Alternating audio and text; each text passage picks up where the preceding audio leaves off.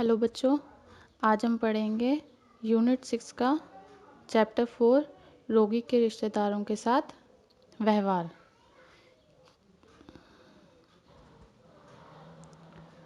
मरीज के रिश्तेदारों के साथ व्यवहार कैसा होना चाहिए एक हॉस्पिटल में, ये आज हम जानेंगे। तो सबसे पहले हम इसमें देखेंगे मरीज के रिश्तेदारों के साथ व्यवहार।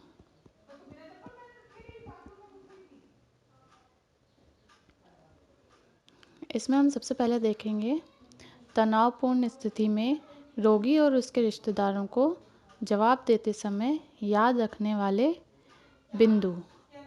कि तनावपूर्ण स्थिति में हम रिश्तेदारों को, रोगी के, पेशेंट के रिश्तेदारों को कैसे उनको जवाब देंगे, ये हम देखेंगे। तो सबसे पहले हम देख लेते हैं।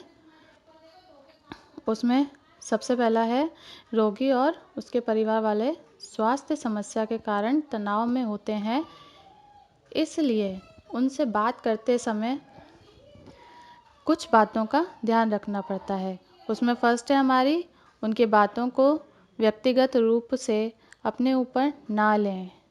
ज़्यादातर मामले वे जानबूझकर आक्रामक व्यवहार नहीं करते, डर या तनाव के कारण करते हैं।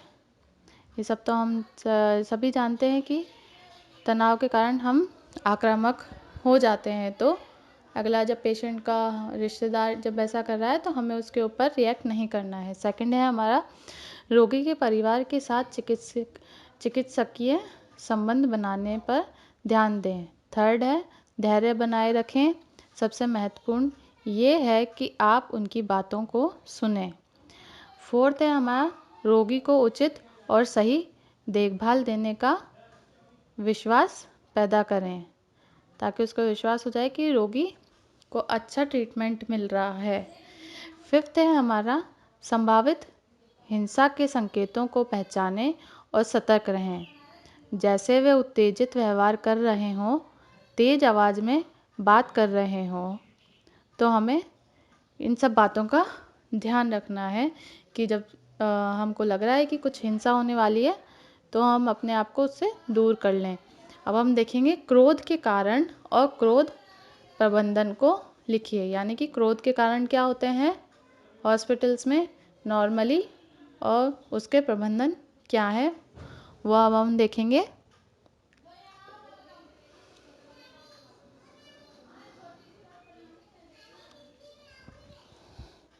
क्रोध या गुस्सा एक भावना है जिसमें व्यक्ति को सोचने समझने की क्षमता कम हो जाती है और उग्र व्यवहार करता है। तो हम सब जानते हैं कि जब क्रोध आता है हमारा तो हम कुछ समझ में नहीं आता है, कुछ सोच नहीं सकते हैं और कुछ भी जो मन में आता है वो बोल देते हैं। और हम देखेंगे इसके कारण। सबसे फर्स्ट है हमारा आरोप लगाना। किसी पे हमने कुछ उल्टा आरोप लगा दिया कि ये अच्छा नहीं है या ये ऐसे मतलब कि सही ट्रीटमेंट नहीं दे रहा है। सेकंड है झगड़े के कारण से। थर्ड है हमारा अत्याचार से। और फोर्थ है विपरीत परिस्थिति होने पर। तो इन सब कारणों का हमको ध्यान रखना चाहिए। फिर है हमारा इसके परिणाम क्या होते हैं। फर्स्ट है बदनामी होना, हमारे हॉस्पिटल की बदनामी हो सकती है। थर्ड है हमारा परिवार या दोस्त को खोना। थर्ड है नौकरी या व्यापार में नुकसान। फोर्थ है जेल होना। फिफ्थ है हमारा संपत्ति की हानि होना। ये सब हमारे गुस्से के परिणाम हो सकते हैं किसी भी क्षेत्र में। क्रोध प्रबंधन क्या है अब हम देखेंगे। क्रोध प्रबंधन,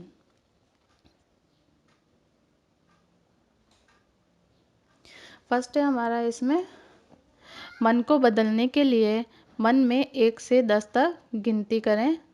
सेकंड है हमारा समस्या का संभावित हल निकालें। थर्ड है एक दूसरे में आरोप लगाने से बचें। फोर्थ है एक दूसरे का सम्मान करें। फिफ्थ है खुश रहने का प्रयास करें। और फिर सिक्स्थ है हमारा, अपने भावनाओं को किसी के सामने व्यक्त ना करें। सेवेंथ है अपने शब्दों कार्यों से दूसरों को ठेस पहुंचाना बंद करें। 8th है हमारा गुस्से को दबाए ना रखें, बाहर निकालने का मार्ग ढूंढें। यानी हम किसी से डिस्कस करेंगे, कुछ बात करेंगे तो हमारी बातों का हल निकलेगा। तो अब हम देख लेंगे क्रोध प्रबंधन में जेडीए की भूमिका क्या होती है। क्रोध प्रबंधन में जेडीए की भूमिका, तो इसमें फर्स्ट है हमारा रोगी या परिवार वालों के गुस्से होने पर धैर्य बनाए रखना और शांत रहना। सेकंड है हमारा अपने गुस्से को, भावनाओं को नियंत्रित रखना। थर्ड है जहाँ तक हो सके बहस करने से बचें। फोर्थ है गुस्से के कारण जो समझे और जल्द से जल्द दूर करने का प्रयास करें। यानी कि गुस्सा किस चीज़ से आ रहा है वो समझें और उसे दूर करें। फिफ्थ है हमारा जल्द से जल्द रोगी को देखभाल दें। यानी कि रोगी की केयर करें, उसे मेडिसिन या जो भी है वो प्रदान करें, तो उससे जो पेशेंट है वो भी थोड़ा नॉर्मल होएगा और जो पेशेंट्स के परिवार वाले हैं उनको जो प्रेशर आ रहा है, तनाव हो रहा है, उनको टेंशन हो रही है, वो कम होए। तो ये सब हमारे हैं तनाव प्रबंधन, जो रोगी के साथ तनाव होता है उसके प्रबंधन है। आई होप ये चैप्टर आपको समझ में आया होगा। Thank you.